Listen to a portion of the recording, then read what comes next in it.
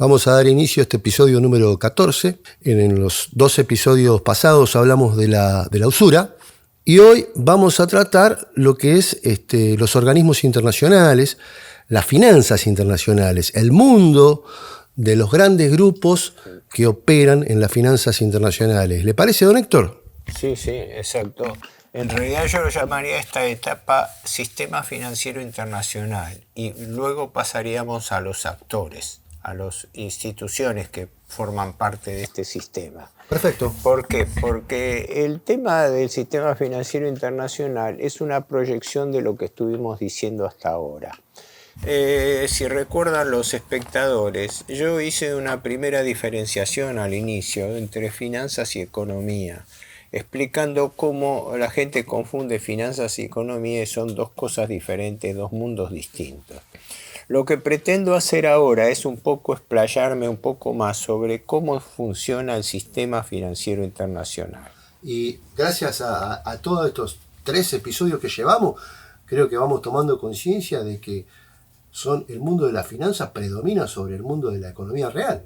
Claro, ese es justamente el balance de lo que yo quiero reflejar, está bien interpretado, claro, porque no nos olvidemos que toda esta secuencia, moneda, dinero, crédito, sistema financiero internacional, es para llegar a algo, que ya lo adelanto a los espectadores, la problemática de la deuda pública. Claro.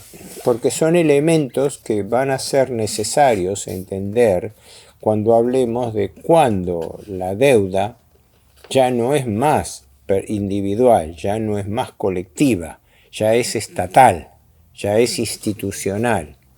Entonces, todos estos son elementos de apoyo que entiendo nos pueden servir dentro de aproximación, vamos a decir. Claro, son elementos para ir integrando todo un mundo. Lo que a mí me interesa reflejar en lo posible es un revisionismo del enfoque, de la metodología de análisis del sistema financiero internacional y el sistema financiero en general.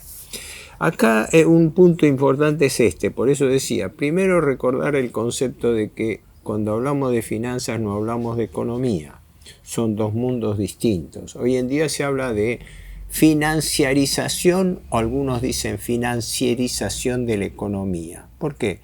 Porque la economía depende de las finanzas.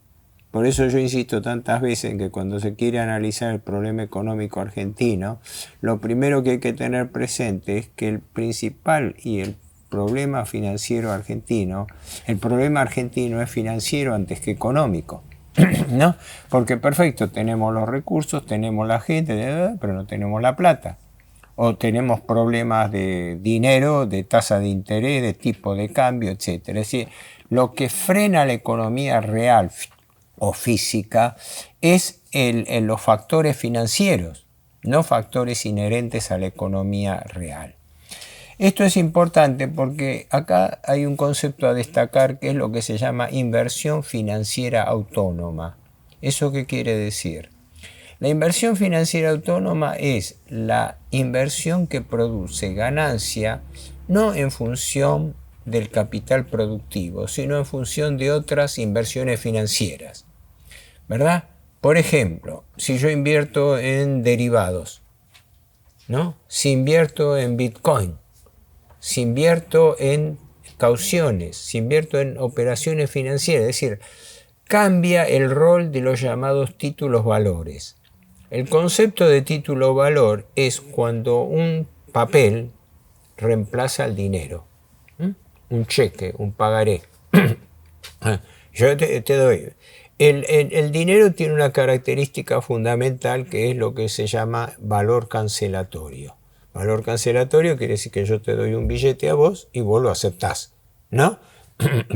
Como pongo muchas veces, yo te puedo dar dólares, te puedo dar euros, te puedo dar rupias, ¿no?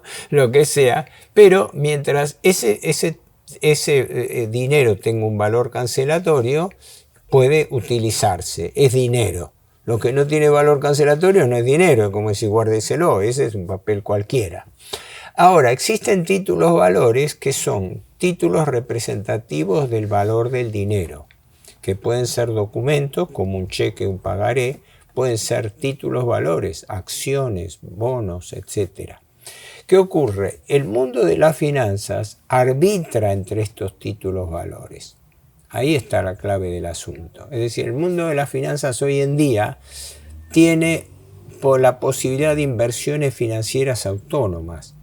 La que yo señalo como característica y que para más es uno de los principales males argentinos y lo estamos viviendo hoy día, es el arbitraje entre tipos de cambio y tasas de interés. ¿Verdad? Dos variables financieras. ¿Qué me conviene más a mí? Tengo un dinero, ¿lo pongo a plazo fijo o compro dólares? ¿Voy y compro acciones en bolsa?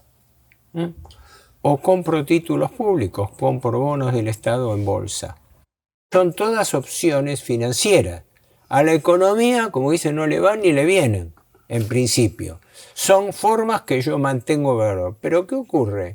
Esos títulos producen ganancia. Entonces, en economía rige el criterio de suma cero. Quiere decir que lo que gana uno lo pierde otro. No es neutro que en este momento de alta inflación en la Argentina, la gente está sufriendo el costo de la inflación, mientras paralelamente sectores financieros especulativos y el propio gobierno están ganando plata gracias a la inflación, porque ellos tienen instrumentos indexados y nosotros no. Es decir, el ciudadano corriente se tiene que tragar la inflación del supermercado, pero el que tiene un título público, un bono, que se ajusta por inflación o por tipo de cambio, ese tipo no pierde. Tiene una inversión financiera respaldada por un mecanismo indexatorio. Quiere decir que en definitiva hay una traslación de ingresos. La gente pierde dinero, pero lo está ganando otro. El mismo proceso inflacionario que nos hace perder a nosotros poder adquisitivo le está dando más ganancia a los sectores especulativos financieros. Eso está ocurriendo en la Argentina hace más de 40 años, pero está ocurriendo ahora también, ¿no? Eso no lo paga la casta, eso lo paga el ciudadano corriente, ¿no? Ahora, sin irme lejos del tema, ¿qué ocurre? Esta inversión financiera autónoma está ligada a lo que hablábamos en el programa pasado, el coste financiero. Hay que tener grabado a fuego que el coste financiero, la usura, está metida en el sistema de precios. Es decir, ahí hay un gato escondido, hay un gato encerrado, hay un coste oculto del cual nadie habla y que es determinante en momentos de crisis. Esto significa que el dinero empieza a tener un poder autónomo dentro de la economía. Es decir, en este momento el proceso que se da en la Argentina y en el mundo es que las empresas son cada vez menos independientes, porque dependen del capital financiero. Dependen de dos formas o tres formas principales. La primera es por el poder del mercado, esa sería una función económica. ¿Cómo puede hacer una empresa para competir en un mercado cuando los mercados están altamente concentrados por grandes empresas formadoras de precios? Eso es un factor económico. Pero después hay dos factores financieros importantes. La primera es el grado de endeudamiento de las empresas. La mayoría de las empresas están altamente endeudadas. Quiere decir que no son tan libres en sus decisiones como se piensan. Los grandes grupos económicos de la Argentina y del mundo están súper endeudados. Algunos con empresas financieras que son del mismo grupo. Bancos que son parte del mismo grupo empresario. Otras con grupos financieros externos, ¿no? Ese es el segundo condicionante. También muchas empresas transnacionales con sus casas matrices. Pueden ser con sus casas matrices, pueden ser también con entidades financieras de las casas matrices, ¿no? Por las casas matrices se endeudan en insumos. Por ejemplo, el caso característico es las automotrices. La principal deuda externa de las empresas, la principal deuda externa privada de la Argentina, las deudas que las empresas tienen con el exterior, la tienen en un 90% con sus casas matrices. Por eso el problema que está existiendo ahora, que tienen espalda porque no le pueden girar dividendos porque la Argentina no tiene dólares, pero pueden arreglar con sus proveedores porque los proveedores son las casas matrices. Entonces, en lo que le demora, sí, le entorpece la remisión de utilidades o le difiere la compra de insumos. Pero a nivel internacional no le mueve tanto el amperímetro porque las empresas transnacionales pueden aguantar en el conjunto una situación transitoria de ese tipo. Un paréntesis. Sí. Una digresión. La empresa internacional, transnacional, la multinacional, cuando una empresa en la Argentina o en cualquier país del mundo le compra un insumo a su casa matriz, está haciendo un negocio extra aparte de los dividendos que da esa casa matriz. Es decir, son dos negocios que hace la empresa. Una con la venta del insumo y otra con el dividendo que deja esa misma empresa que gana en el mercado local. ¿Se entiende? Ah, sí, bueno. Supongamos que Ford compra la caja de cambio a Brasil, sí. A Ford Brasil. Sí, pues sí, para poner un ejemplo. Ford Brasil o Ford México o Ford Estados Unidos gana por la venta de caja de cambio a Ford Argentina. Es decir, ya hay una ganancia del accionista de Ford. Y después la segunda ganancia, la ganancia de las utilidades propias que dé Ford Argentina. Gana dos veces. Claro. Eso que vos decís es el problema de los precios de referencia. Los precios de referencia que la AFIP controlaba y que cada vez se han ido relajando más, en una época se puso mucho énfasis en el problema de los precios de transferencia, es decir, la sobrefacturación de importaciones. Claro. Yo le compro a mi casa matriz, pero hago figurar que el precio al que le compro a mi casa matriz es muy alto. De tal manera de que la empresa local pierde, pero la empresa matriz gana. Yo estoy remesando divisa. Remesando divisa, claro. Con la excusa de que importo. Sí. Entonces me evito comprarle al Estado local dólares para liquidar ganancias, para remesar las ganancias, y le saqué dólares en concepto de importación de insumos. Eso es una fuente denunciada y que sobre el cual entiendo que ahora la AFIP está haciendo bastante la vista gorda porque no está en la palestra, pero hubo un momento en que se armó una situación hace unos años atrás. No me quiero equivocar, pero hubo un momento de crisis que se dio durante el gobierno kirchnerista por eso, pero que creo, porque no conozco el ambiente específico, que terminó desfavorablemente porque, claro, quisieron poner el dedo en los precios de referencia. A que las empresas, ¿sabe? Porque resulta que como una empresa local va a estar comprando a su casa matriz a precios superiores a los del mercado internacional. Tendría que ser al revés. Si yo le compro a la casa matriz, me lo tendría que dejar más barato. Bueno, pero ¿qué ocurre? Que en el juego internacional eso es una forma de remesar en forma críptica o en forma escondida utilidades. Sí, hay infinidad de esas variantes. Ni hablemos del problema de las zonas francas, de empresas que radican en la zona franca, producen algunos elementos, entonces con eso los traen con menor gravamen y así sucesivamente. Es infinita la combinación de esas cuestiones. Pero si no nos vamos lejos del tema, vuelvo a la cuestión. Hoy en día el sistema financiero internacional descansa fundamentalmente en transacciones financieras autónomas, es decir, que rinden por el capital financiero y no por la productividad económica. Esto yo no sé si lo cité alguna vez, una frase profética del economista norteamericano John Kenneth Galbraith, ¿no? Un economista, este hombre creo que era ingeniero de profesión, fue asesor desde la época del New Deal, ¿no?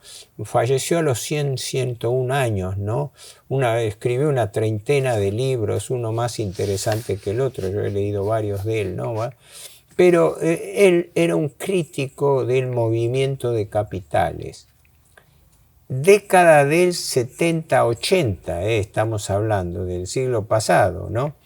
Donde él decía que todo este tema de la liberalización del comercio exterior, ¿no? En ese momento no se hablaba de la palabra globalización, este movimiento de capitales, él lo veía no tan positivo, ¿no? En una entrevista que le hicieron a él y también en uno de los libros de él sobre historia de la economía lo dice. Dice, porque resulta que vienen inversiones extranjeras que no vienen a crear empresas locales, sino la mayoría, él decía, de un estudio real, de los datos empíricos, la mayoría de los movimientos de capital que se producían en el mundo en la década del 70-80 no eran para crear nuevas empresas en países, por ejemplo, en desarrollo, sino venían esos capitales para comprar empresas locales existentes. Y dice, entonces esto es una paradoja, porque la inversión externa, en lugar de venir a levantar la economía local, no, vienen a comprar competencia, con lo cual se apoderan del mercado local y tienen más hegemonía y más concentración. Se apropian de un mercado cautivo. Es claro, es decir, que las inversiones extranjeras en su mayoría no eran para inversiones nuevas, sino para compra de empresas existentes, que es lo que sufrió la Argentina y sigue sufriendo continuamente. Ahora tenemos, qué sé yo, creo que contado con los dedos de una mano o dos, las grandes empresas netamente argentinas. Las otras están directa o indirectamente extranjerizadas, o porque su capital o parte del capital está en manos de tenedores extranjeros, es decir, de socios extranjeros, o porque están endeudadas con empresas y bancos extranjeros, de tal manera que no son libres de tomar decisiones. Esto es lo que explica el tema de por qué ese mundo secreto ha avanzado a nivel de que hoy en día no se sabe quién es dueño de qué. Hoy en día no sabemos las grandes empresas en manos de quién están. Hace unos años salió un libro muy interesante de un francés, François Morin, ¿no? Que no sé si el título era La hidra mundial o el oligopolio, los bancos y la hidra mundial, donde este hombre, que parece que estaba jubilado ya, estaba retirado, pero escribió este libro, no tengo anotado por ahí, del 2015 me parece que fue, ¿no? Tuvo una repercusión pero fugaz, porque nadie levanta la perdiz en estos temas. Él advertía este problema del manejo de concentración bancaria que se estaba produciendo. Él hablaba de que 28 grandes bancos controlan la economía mundial. La controlan directo e indirectamente. La controlan por ser prestamistas o la controlan por los bancos tener inversiones en empresas privadas, que generalmente no son inversiones de los bancos, son inversiones de los fondos de inversión que controlan los bancos. Porque uno cree que los bancos son, digamos, entidades autónomas, pero los bancos a su vez son, muchos de ellos en gran medida, tienen las acciones tomadas por grandes grupos de inversión. Váyanle a preguntar a BlackRock, que maneja activos por entre 8 y 10 billones de dólares, porque tiene colocada dinero en todas las empresas del mundo, en las grandes empresas del mundo. Lo que señalaba este hombre, bueno, el libro es muy rico en esas explicaciones, ¿no? Es que todo eso hablaba de que en la década del 90 se produjo una gran concentración en el mercado de capitales, de tal manera que incluso por piramidación, ¿no? En realidad, cuando se empieza a analizar en detalle la estructura de esos 28 bancos, se llega a la conclusión de que todas esas 28 entidades en definitiva dependen directo o indirectamente de 4 grandes grupos. Esto recomiendo a los espectadores, dos amigos de Rosario, jóvenes estudiosos, Pablo Dávoli y Lucas Carena, una vez le dedicaron un programa muy detallado al análisis de este libro, donde llega el libro y ellos a conclusiones muy importantes sobre la concentración bancaria. Quiere decir que, yendo al sistema financiero internacional, son como estas mamushkas rusas, que son un muñeco dentro de otro muñeco, que eso pasa también en los paraísos fiscales, que es toda una ingeniería financiera en la cual van enmascarando. Ahora, y todo eso vos fíjate que está encubierto por el anonimato del capital empresario. Es decir, no sabemos quién es dueño de qué. Incluso grandes bancos. ¿Por qué? Porque hay grandes bancos, incluso de la Argentina, que tienen su localización en paraísos fiscales. Entonces resulta que son bancos que operan acá, pero tienen su sede en paraísos fiscales. Los paraísos fiscales son una creación de la corrupción internacional, concretamente. Porque ¿qué quiere decir? Que ahí a pocas millas de la costa norteamericana existan las islas Caimán, que son británicas, ¿no? Y que ahí se maneje más dinero que en la Argentina, por ejemplo. Pero por favor, si quisieran realmente hacer un control impositivo de valores, no necesitan ni mandar un ejército, mandan una lancha patrullera con un comando y ya controlan todo el movimiento. Si esas paraísos fiscales existen, que todos existen en todo el mundo, la economía dejaría de ser anónima. El gran problema que tenemos nosotros, según yo lo veo, es la economía anónima. No sabemos quién es dueño de qué. Hoy en día las empresas no desaparecen, cambian de dueño, ¿no? Incluso eso es una salvación para gran parte del personal empleado, ¿no? Que de esa manera salvaguarda su fuente de trabajo. Pero la empresa pasa a ser de otro. ¿Y por qué? Porque la concentración del poder del dinero, ahí hay una reflexión que siempre cabe hacer. Todos los bienes tienen una apetencia finita, ¿no? Porque llega un momento en que, por la teoría de la utilidad decreciente, que quiere decir que cuando uno va aumentando el consumo de algo, por un lado, primero satisface su necesidad, pero después ya la cubre y después puede serle negativo. Es el ejemplo paradigmático del agua. El agua es necesaria, pero el agua en exceso, bueno, puede ser molesta.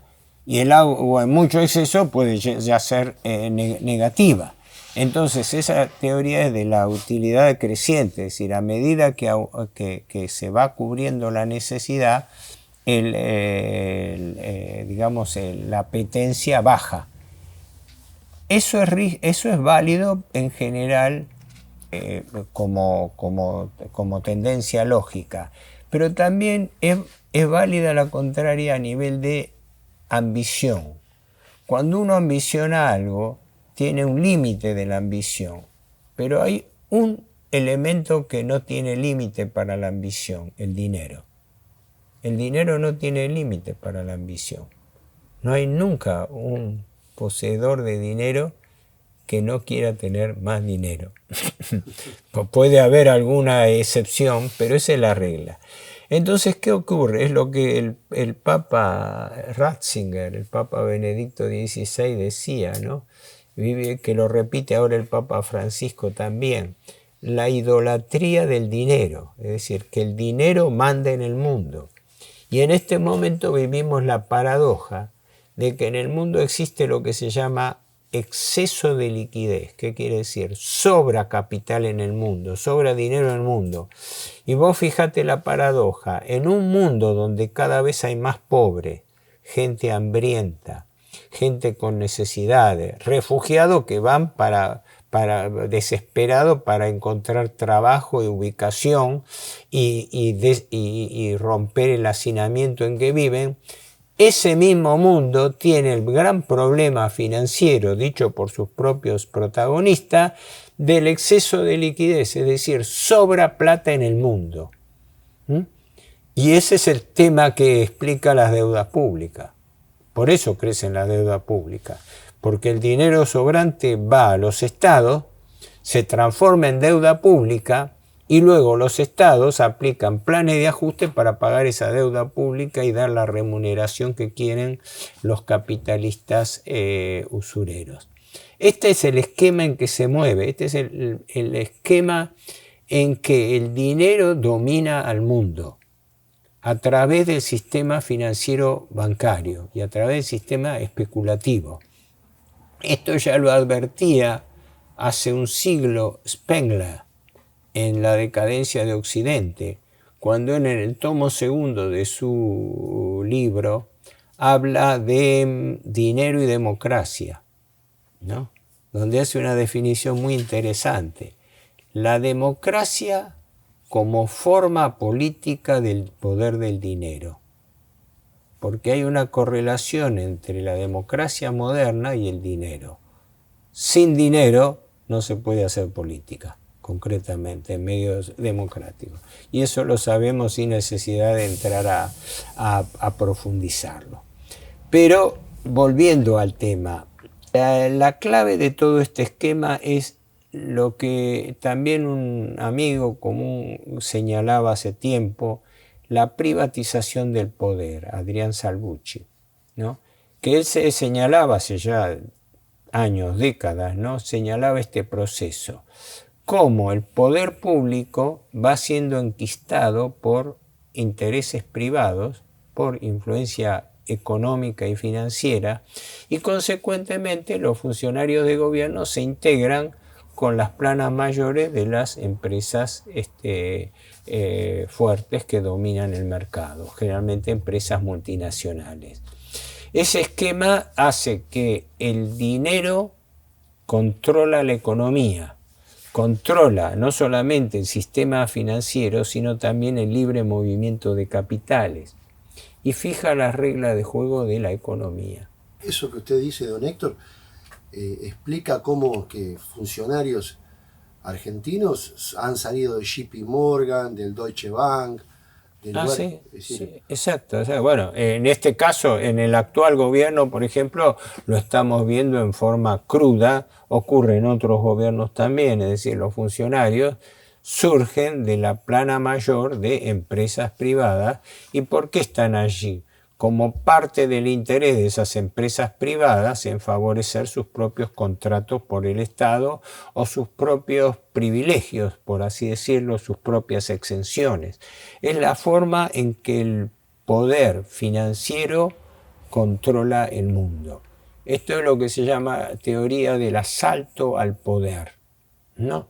Hubo una época, creo que lo he mencionado, hubo una época, Benito Mussolini lo explicaba eso, no era el único, que explicaba que hubo una época en el siglo XIX del capitalismo salvaje, decimonónico, donde era la lucha de todos contra todos por el control del mercado. Luego se pasa a una etapa hacia fines del siglo XIX, en el último cuarto, donde se produce el gran proceso de concentración económica que estudiaron autores como Werner Sombart, Hilferding, Sombart y otros, ¿no? Y fundamentalmente Carlos Marx, ¿no?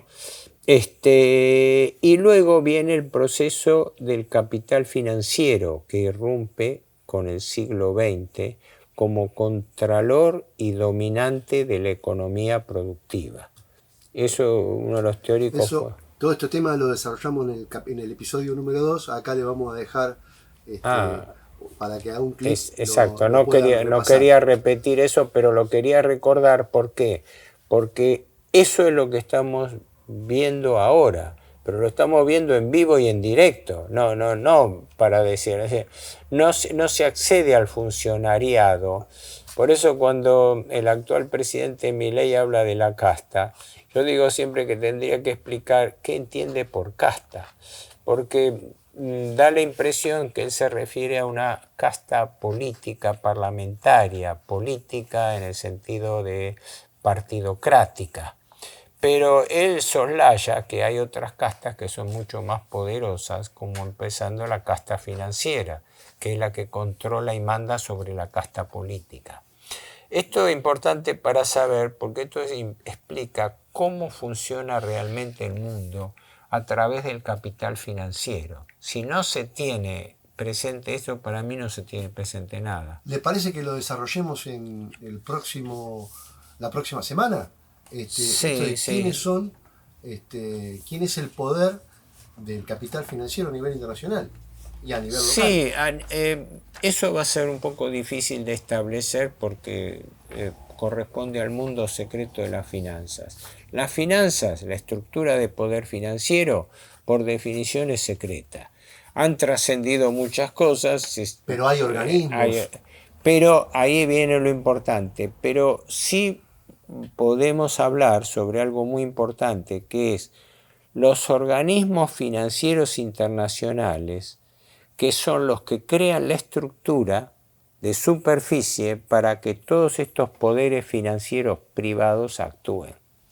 Entonces, lógicamente, si uno pone a desarrollar la influencia de la banca Rothschild, que es la banca más poderosa del mundo, la banca Morgan, los distintos grupos de fondos de inversión como BlackRock o cualquiera que pueda citarse, nos encontramos con que toda esa estructura de poder financiero puede manejarse a través de globalización precisamente porque existe una estructura de organismos financieros internacionales que le da cobertura. Es decir, el proceso de la globalización a la mundialización, que son temas para ser desarrollados. Don Héctor, ¿lo tratamos la semana que viene, le parece? Está de acuerdo. Bueno, muchas gracias. De nada, chao.